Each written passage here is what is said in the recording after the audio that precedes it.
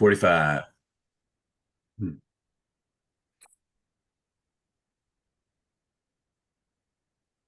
And Rob in Minnesota this week. Fusion 24, which is a company that helps credit unions do mortgages, commercial and residential. And so they have a annual users conference, which is in, Minneapolis or Bloomington. And the other night I walked around the Mall of America, which was interesting. There you go. They're hiring at the Museum of Illusions. Were you wearing your halo at the mall? It really does look like a halo. Now that I I, look I at it, oh, you look attracted a lot of attention. look very angelic. Yeah, well, the robe and the wings didn't hurt. All right. Well, welcome everybody. I'm Rich Swerbinski with Onward and Upward Consulting. This is the big picture. Thank you for joining us. This special edition this week. Really pleased to have a special guest in the wake of not only presidential election, but a Fed rate announcement. We'll get into all that momentarily. Let's start with some intros. As always, pleased to be joined by my esteemed colleague and co-host, the very angelic today, Rob Chrisman. Rob, good to see you. Trying my best. And if you're listening on the podcast, Rob's got, some sort of lighting apparatus above his head that looks very much like a halo, hence the angelic jokes. And our special guest today, very, very pleased to be joined by the president of the MBA. It is our friend Bob Broeksmit. Bob, thank you for joining us today. Happy to do it, Rich. Good to see you. All kinds of stuff going on. We have a new show sponsor here on the big picture. Want to give a big thanks to Gaffney Austin. You can see in the chat some information about Gaffney Austin. You can visit them at gaffneyaustin.com. They are a marketing and public relations firm for the mortgage industry.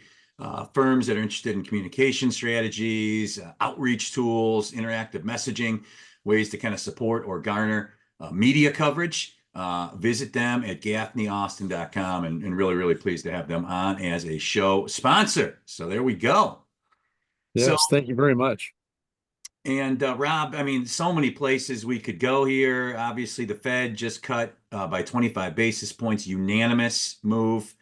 You're looking ahead to December, 35% chance right now of another 50 basis points in December, 65% chance of another 25 bips in December. So we got the Fed move and news out there. And then obviously the presidential election, which I'm just happy that it wasn't close. We have it in the rear view. We're not under martial law. And we have a new presidential administration. So I'll let Coming you in. Coming in and a new old, and I'll let you decide where you want to take this thing to get started today. Well, I wanted to, we can talk about the implications of the election on interest rates, which we saw yesterday, or the regulatory environment. But I think we'll save that for a little bit. The Fed move, interest rates are interest rates. The events that I've been to recently, it's kind of, people are beat up a little bit by the rate environment and the optimism that we saw a couple months ago in September with the 2-day refi boom has virtually vanished. And so people, I think, are, I won't say dejected, but very pragmatic heading into the winter season, hoping purchases would pick up a little bit, but we'll see, late autumn, winter, early spring. It's going to be a little bit tough, I think, for some companies. But I want to take a step back a week, Bob. It's already been a week since the annual convention and expo wound up in Denver. And I wanted to hear your thoughts on attendance. Was this better or worse or kind of the same from a quality perspective from other annual conferences that you've been involved with, and just see what you thought overall? Sure, Rob. Well, I'm not an objective bystander, so I take this for what it's worth. But we had probably 15% more attendees than we did last year in Philadelphia, so we were close to 4,000. So we thought that was great, and I've heard tremendous amount of positive feedback, both about the sessions themselves and the opportunity for people to very efficiently meet with so many of their clients and professional acquaintances, because the attendance was really good and a lot of really important connections were made or or rejoined. And I'll take a point of privilege for a second and say that as CEO of the MBA, one of the perquisites of my office is I get to interview some pretty interesting people. And I'll tell you, interviewing John Boehner from the main stage was certainly a highlight for me. And I'll let our listeners in on a little backstage conversation I had with him. We, as you can imagine, had very carefully crafted about 15 questions I had on big index cards and vetted with his staff. And yes, they'd be okay. And just before we go out, he says, "Hey, I don't know how you're going to handle this, but if I were you, I'd ask, how'd I get into this crazy business? I'll riff for a minute or two, and then you can ask me whatever the hell you want." So that was the setup. And I think it was a really great session and very insightful on Boehner's part. Well, I will agree. I thought, heading into that conference, I had flashbacks to the conference that we had in San Diego some years ago, where you literally could have used a bicycle to get around. There was so much walking, but kudos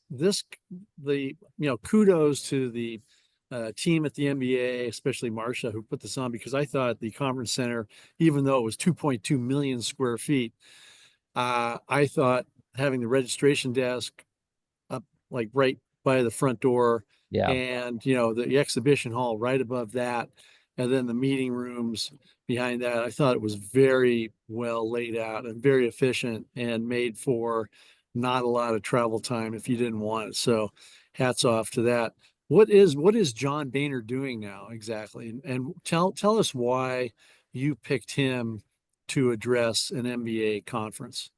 Sure. Well, Boehner is a lobbyist with the law firm of Squire Patton Boggs, and he is, I'm told, I didn't look it up, but frankly, one of the keys to that interview I did with him is I did very little preparation. I know a lot about the topic. He knows 10 times more, and we just had a conversation. But I'm told he works on behalf of some Indian tribes, and while Boehner is known as a chain smoker of, as far as I know, tobacco cigarettes, he's also representing some firms in the cannabis industry.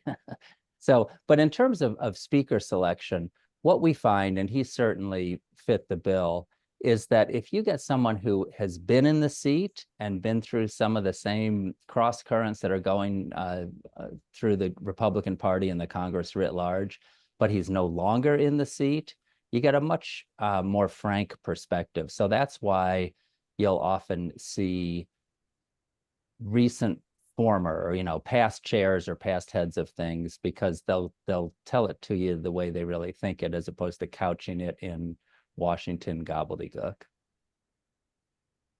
It's interesting to what happens to some of these people who had a fair amount of authority.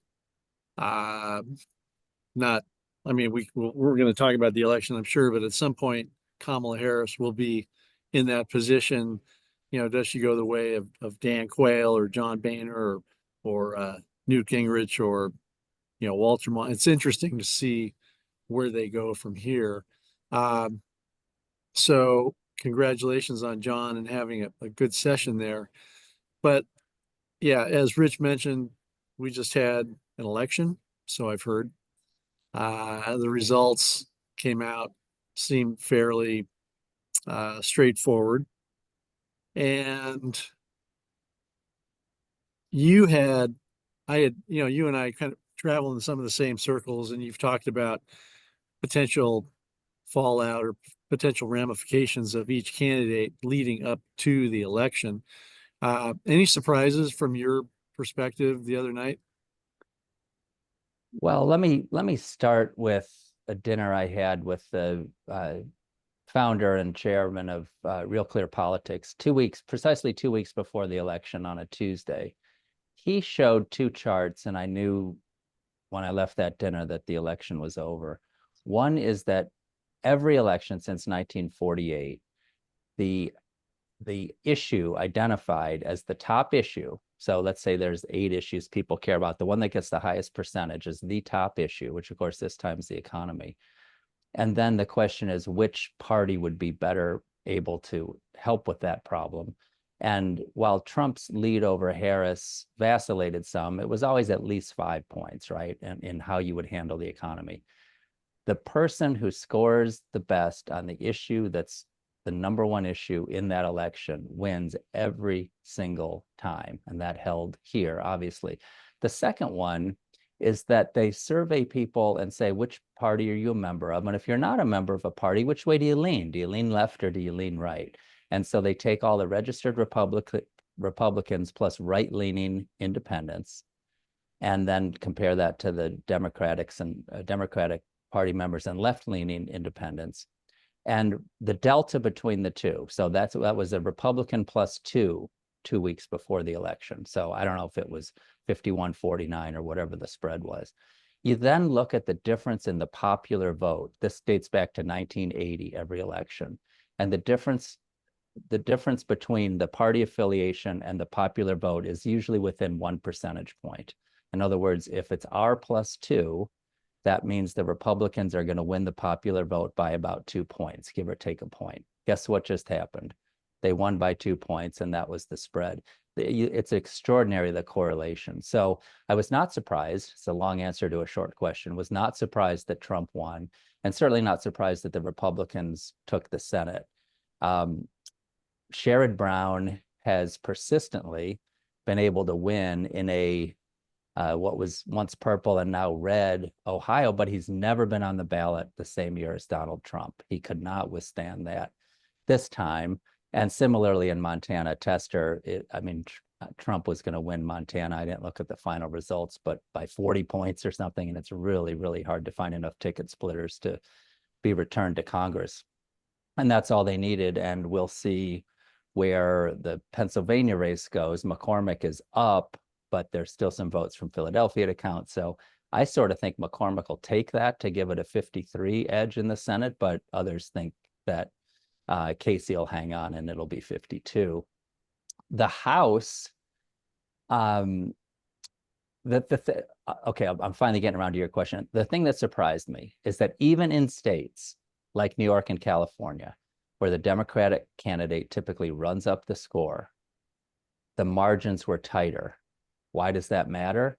Well, for 2 reasons. One, it means that the popular vote went to Trump, and at the moment he's over 50%. So there won't be any, the Electoral College robbed us again. The popular vote went to Democrats. That's not happening this time. So that was a bit of a surprise. And the second is that there are some very close House races in New York and California. And by Harris having a lower margin than Biden did in those states, some of those things that some expected to flip from from red to blue, and therefore maybe control of the House, I don't see it happening. I think the Republicans are going to be in charge of the House too, and I did not expect a sweep. I expected the House to flip, frankly. I expected a double flip, Senate to flip and House to flip. Bob, I should probably know this, but what Republican with Sherrod Brown out now, which was a shock here in Ohio, he was up in the polling pretty much the whole election, 1 or 2 points going in, ended up losing by, I think, 5. What Republican ascends to the Senate banking helm with him now out of the Senate? Yeah, sure. Tim Scott from South Carolina. Okay. Mm-hmm. And Scott has been, as you know, he ran against Trump in the primary, but then campaigned for Trump. Mm-hmm. And I do believe that if Senator Scott wanted a cabinet post, he could, I don't want to say certainly, but I think it's pretty clear he could get one if he wanted one. But I believe he'll stick around because, running Senate banking is a pretty big job. I expect he'll stick around in the Senate now that the Republicans have taken over. And he was the one, of course, Trump worked with on the Opportunity Zone initiative that they undertook during Trump's first term. So that's good to hear. I remember that. I think now it's good to hear you affirm that. So, yes. And Bob, so much more we want to get into with policy, but before we get into that, real quick, there's Rob. Your hands up. Yeah, I'm not quite done, Rich. I'm not quite ready to move on. I know that Bob has an esteemed group of folks working for him, with Mike Frantoni and Marina Walsh and Joel Kahn. Bob, do you think that the economy is doing that badly, or were people just told that it was doing badly? Because I think wages have caught up with inflation or past inflation. Inflation has dropped. House price appreciation continues to steadily go higher. Is the economy bad enough? I mean, is it bad enough in your view to make an issue out of it when an issue actually was made out of it? So I don't think anybody told the voters anything. I think they looked at their real life experience and said, when Trump was in office, a dozen eggs cost less.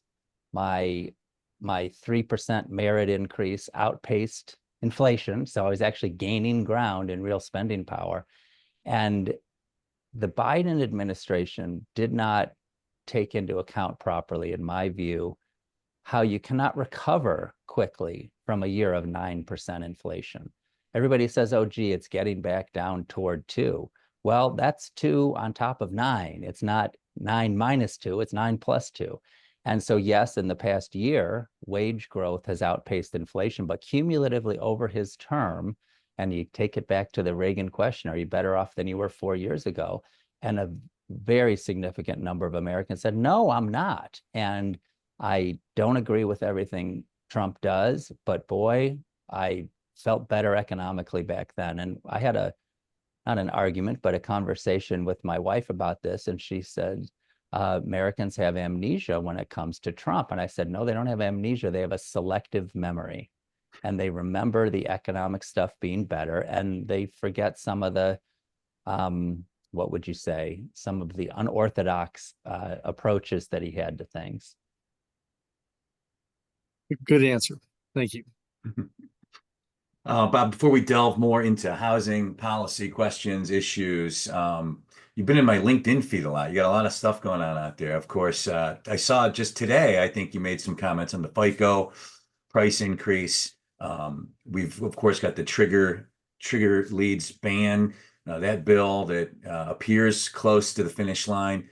You put out some also commentary that was near and dear to my heart, the very old and antiquated and opaque Section 8 of RESPA.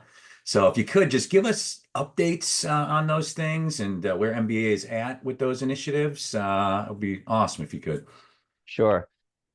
On the credit report fee question, FICO put out a very lengthy blog last night announcing a price increase to $495 per score. They didn't focus on this, but where it has been is $350, and that was an increase of, quite substantial increase from the year before, but increased to $495. They, to their credit, they transparently said, here's why we're doing it. Now, you can disagree with the reasons, and we certainly have some issues with them, but at least they put it out there and said, here's what we're doing. The thing that makes, and you might say, okay, well, gee, $1.45 a score, you get 3 scores. Just for easy math, round it to $1.50, that's $4.50. If there's 2 borrowers on the loan, there's $9. If you run 2 credit reports, one in the beginning, one in the end, it's 18. Why is everybody so up in arms over this? Well, the problem is that in addition to FICO's scores, score price increases, there are 3 bureaus, as you know, and they have been completely opaque about their pricing structure and their reasons for increasing. And we fully expect that they will not just pass along dollar for dollar FICO's increase, but they will add margins of their own, so that if you have the FICO increase plus increased margins at 3 different bureaus, you're going to get a pretty significant increase in the credit report cost for the 3rd year in a row. And our position is that these are public companies or publicly traded companies. They can price their product however they want. But the problem is, as you well know, lenders have no choices. And not only do they have no choices, but they have no choices because the government itself mandates that the lender uses FICO for a credit score and the 3 bureaus for a tri-merge. And we think it's wrong that you can have a government bestowed a market position like that and raise your prices completely out of line with inflation. If the price of a credit report went up 3% year over year, I think there'd be a big shrug and a yawn. But we're talking Well, in FICO's case, 40%. We'll see what the bureaus do on top of that. And since there's no choice, it seems profoundly unfair. So we're recalling, we've already done this before, the CFPB and the Federal Trade Commission to look into this and see if there are ways in which the government, and by the government, I mean FHA, VA, USDA, Fannie, Freddie, requiring lenders to use these providers is driving up the cost in a way that's anti-competitive. And the other thing to know, which I'm sure our listeners know, but some in the broader public may not, is that this hurts the consumer because when the loan closes, the consumer pays these increased fees. But it also hurts the lender because I talked to one lender yesterday who said only 17% of the people for whom they pull a credit report end up with a closed loan. You know, the inventory troubles out there, or people, you know, you get the credit and you say, geez, you know, I really can't help you until you improve your score, et cetera. So 83% of those credit report fees are going to the lender, who has just eked out a profit for the first time in 9 quarters. So it's really a problem. And that's why we put out a strong statement and are urging restraint by the score provider and by the bureaus.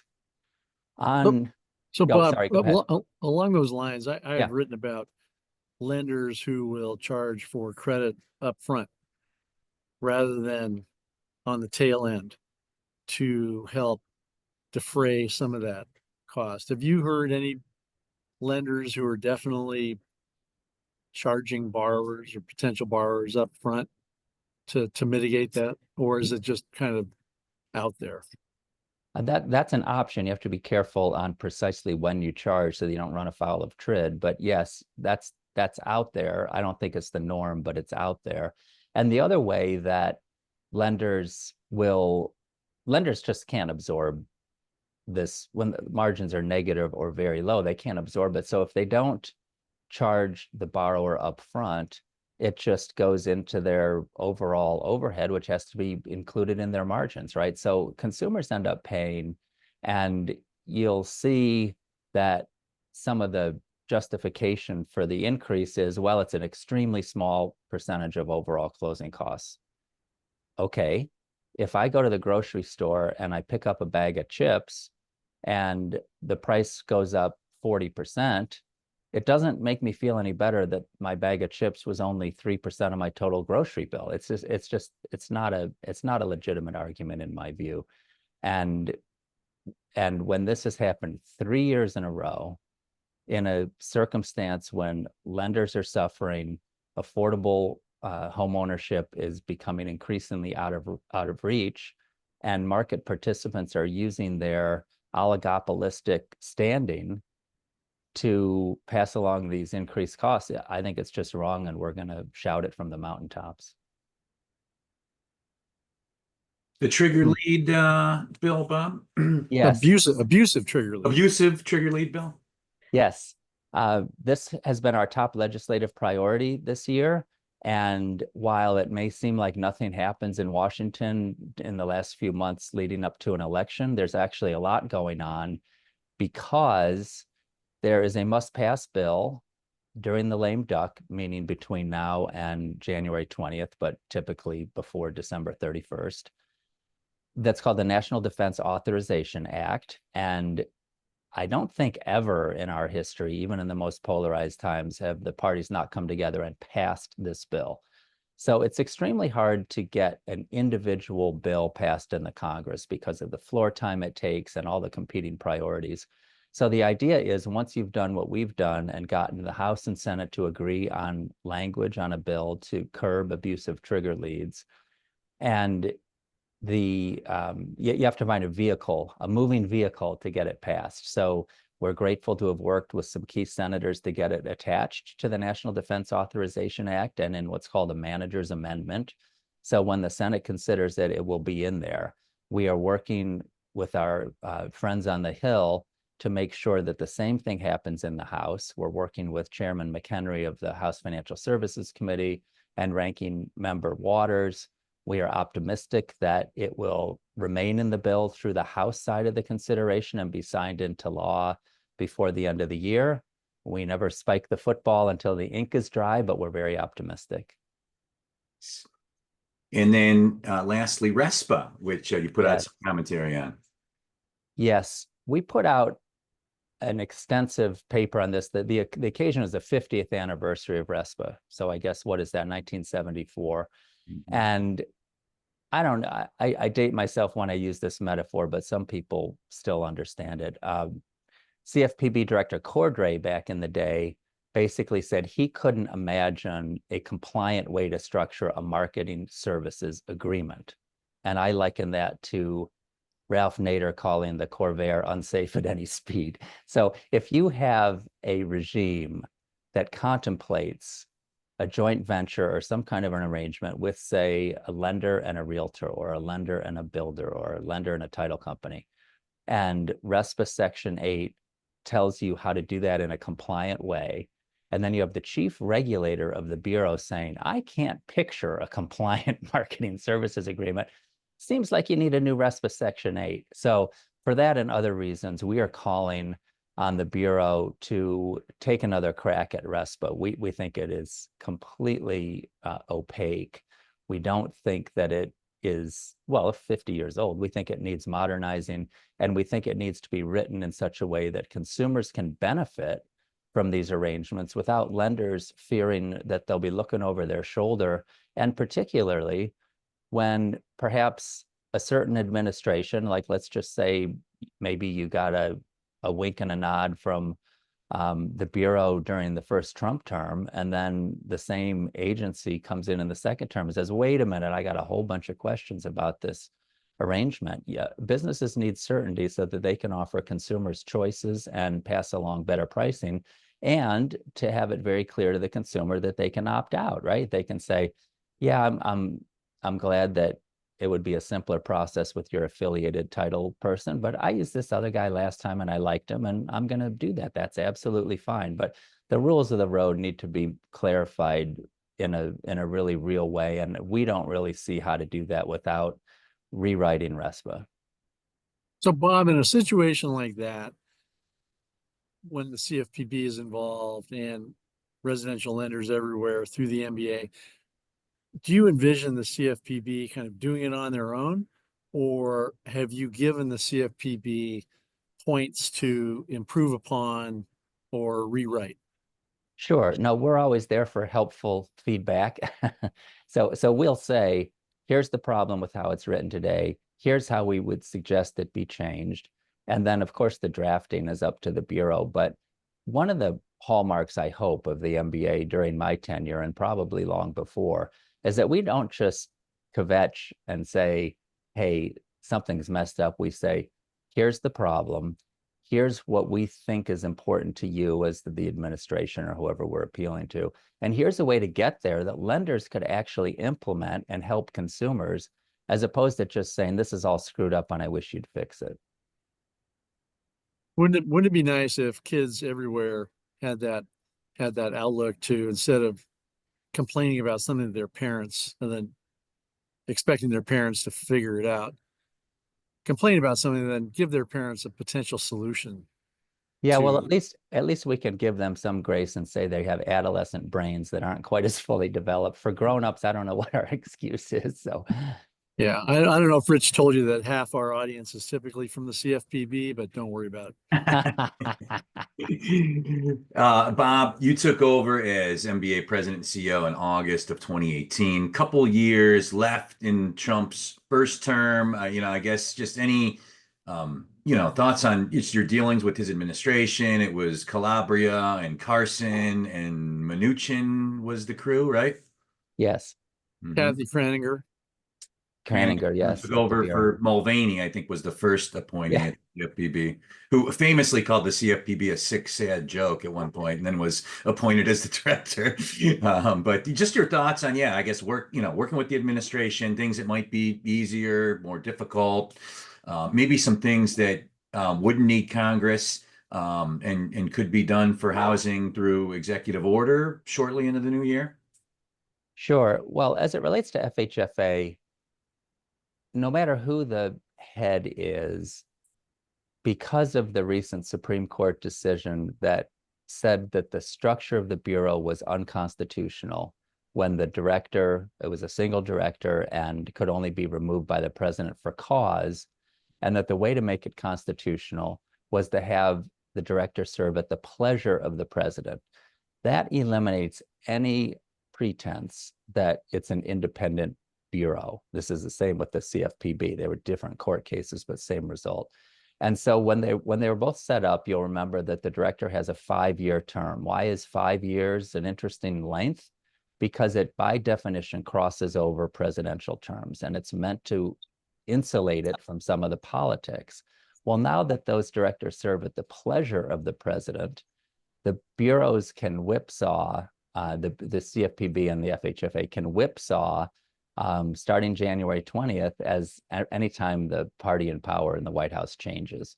So what that means is that you tend to get, as opposed to a long-term steady approach by the GSEs on a certain topic, you may see them, as we have under Sandra Thompson and President Biden, really lean into their mission and their affordable housing goals. They created equitable housing finance plans. They focused on their duty to serve, and they de-emphasized by increasing the loan level price adjustments on things that weren't as mission related, like second homes, investment properties, high balance conforming, with the rationale that the private sector can do some of that lending. On the Republican side, I don't know who the new FHFA director will be, but I can almost guarantee you it will be someone who thinks that the government should have a less expansive role in the mortgage business, and that Fannie and Freddie should not remain in conservatorship forever. It's been 16 or 17 years, I forget which.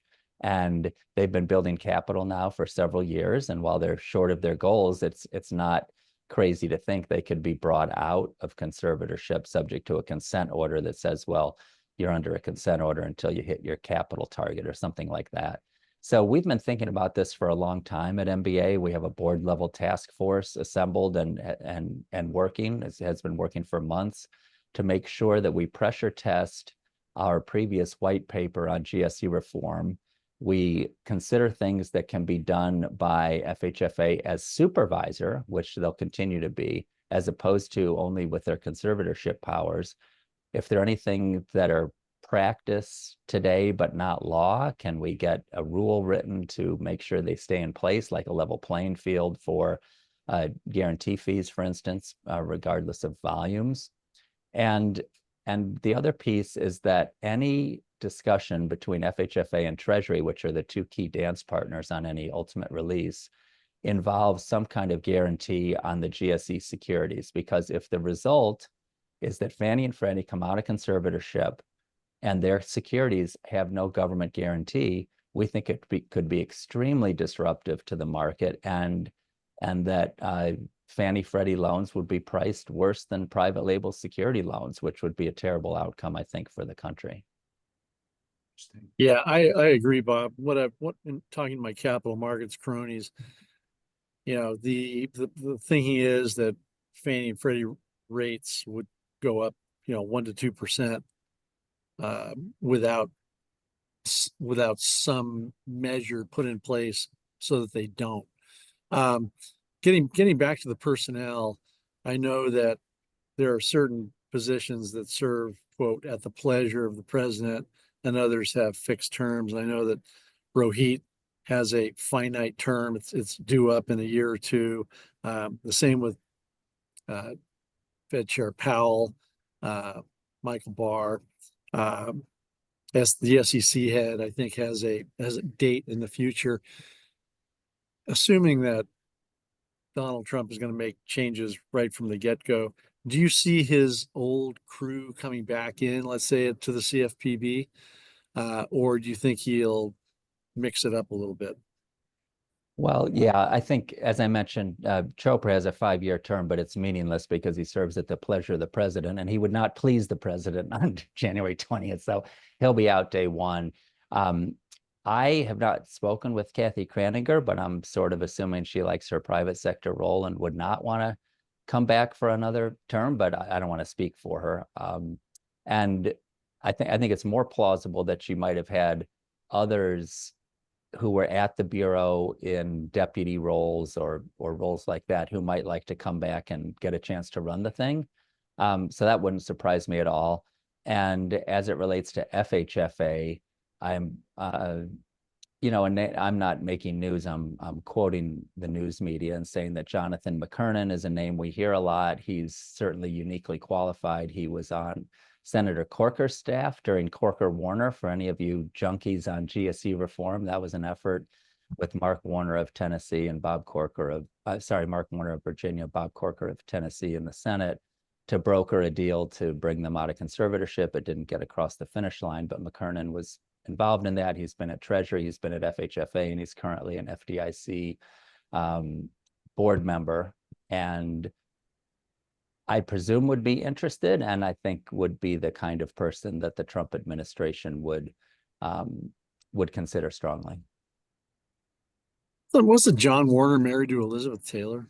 That was John Warner. Mark Warner, the other Virginia senator, that yes, they had two senators named Warner. This was Mark Warner. Okay. But I'll yeah, stand down now. He was. I was going to have to search through People magazine archives for the answer to that one. So thank you, Bob. Well, extra credit if you know which of the 8 husbands he was. I think he was about number 6, but I'm not sure. And then Bob, to Joe, mortgage lender out there listening,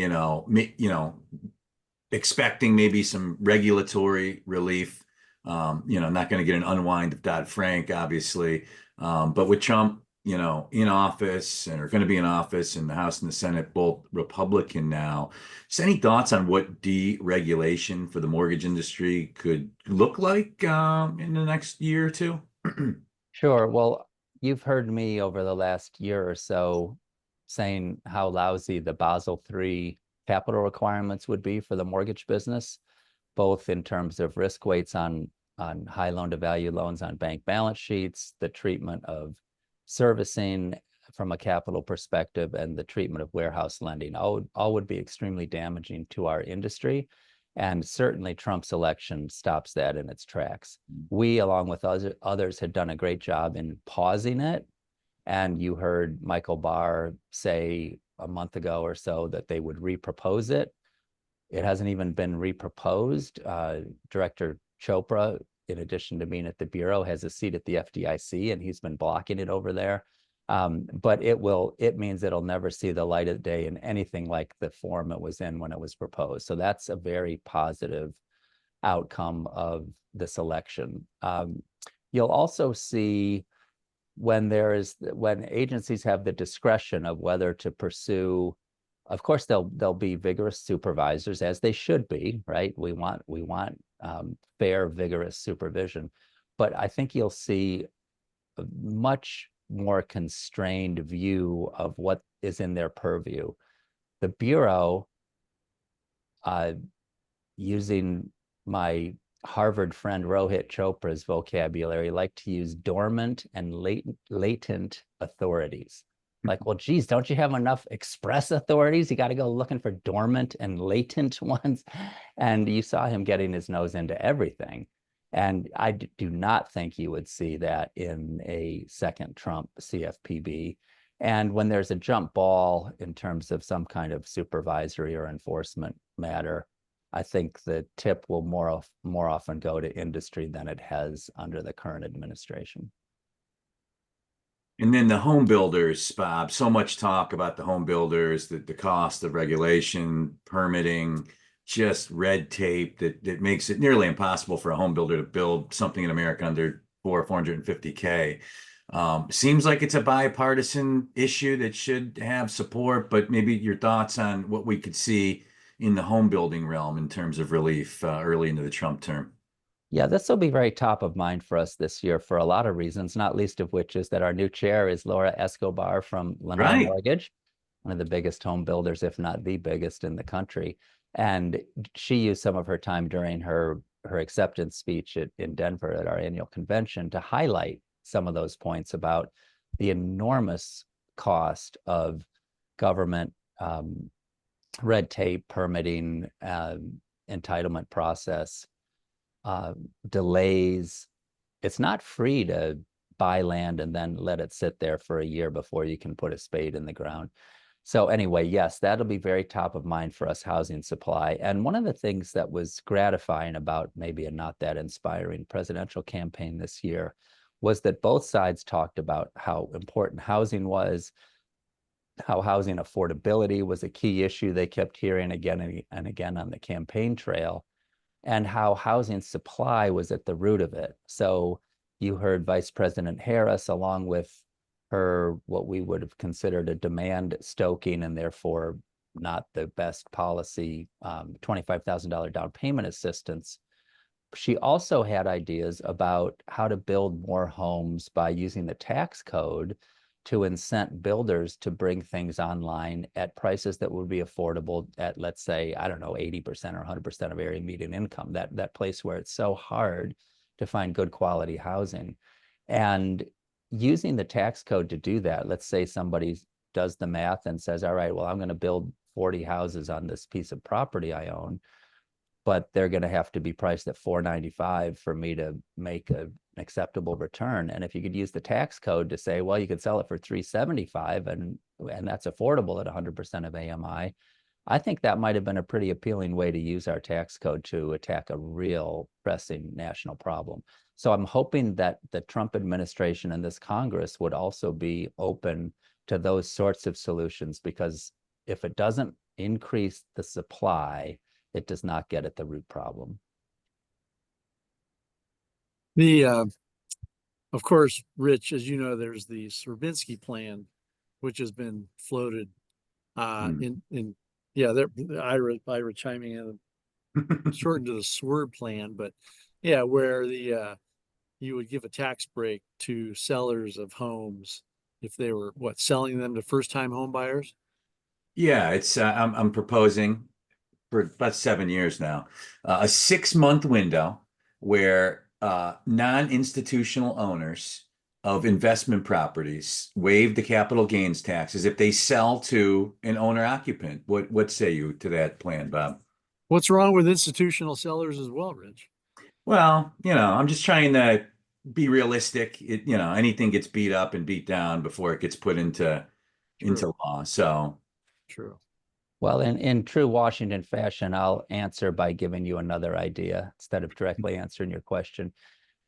We think, and I see it in my own neighborhood, I'm sure you all do too, that when you have people who've lived in a house for decades, or it doesn't really matter how long, but just for, generally speaking, for a long time, and they are ready, willing, and able to downsize or move into a retirement community or move into their second home full-time or whatever the circumstance is, this notion that $500,000 is exempt from capital gains on the sale of a primary residence, but no more than that, and that's if you're a married couple, it's $250 if you're single. That hasn't changed in, I forget, 20 years or something.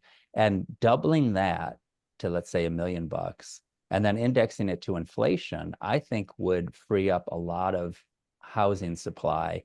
And there's a bipartisan bill in the House that we have supported.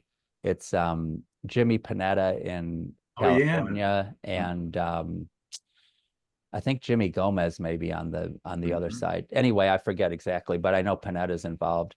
And so, like you say, everybody will poke holes in every idea, and some people will say, well, geez, if you have $1 million capital gain, I'm not crying any tears for you. But the fact is that if you wait until you die, your heir doesn't pay any capital gain because you get to step up to the basis. So let's think smart about how to increase the supply. And that's something, I mean, of course, it'll have to be reintroduced in the new Congress, and to the degree that there is a cost associated, President Trump has made a lot of very expensive promises on the campaign trail, in addition to just extending the Tax Cut and Jobs Act, the Trump tax cuts that expire at the end of 2025. No tax on tips, no tax on Social Security, no tax on overtime, giving you an interest deduction on your car loan, and bringing SALT back. Well, all great depending on what part of the country you're campaigning in, but they all have enormous price tags, and the price of just extending the expiring cuts is in the trillions. So It's not going to be easy to get more things in that reduce tax revenues, but it'll definitely be in the conversation. We've run out of time, but Bob, to your point, I've heard that any change to the SALT cap would cost the United States over $1 trillion, like $1.2 trillion. Well, and the thing is that if you live in New York, New Jersey, California, I'll throw in Maryland because we're certainly a high tax state too. Most of the benefit goes to people who earn a decent amount of money. And the people in those states say, well, you have to earn a decent amount of money to live here. But there are some who say, you know, as you know, Biden and Harris had this magical, if you make more than $400,000, you can pay more. And the SALT thing generally benefits people who make more than that. So yeah, it'll be a debate, but when you have a very closely divided House and Senate, a caucus of people from those states can have a great deal of influence. So I would keep my eye on that one. Yeah.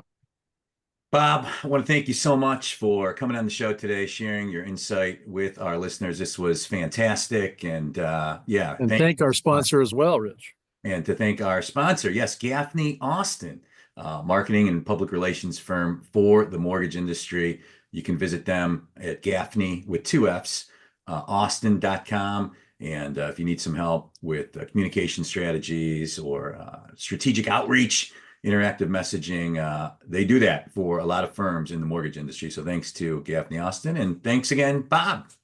All right, Rich and Rob, great to be with you. And thanks to our listeners. And as always, we're here live at Thursdays at 3 p.m. Eastern, and then we go right to podcast and YouTube. And if you're watching or listening on one of those mediums, join the live show. Go to chrismancommentary.com and you can get signed up. And I want to thank you all for spending part of your Thursday with us. And Yes, we'll thank see you. you next week. Thank you, Gaffney Austin. Thank you, Bob. All right, so long. Take care, everyone.